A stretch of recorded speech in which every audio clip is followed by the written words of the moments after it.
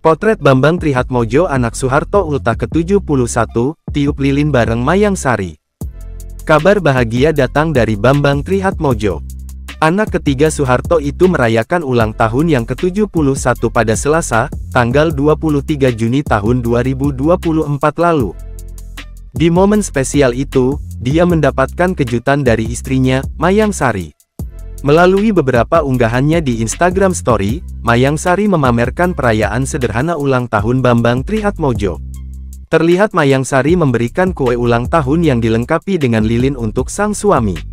Bambang Trihatmojo kemudian meniup lilin ditemani Mayang Sari. Putri mereka, Hirani Trihatmojo, ikut serta dalam momen tersebut melalui panggilan video.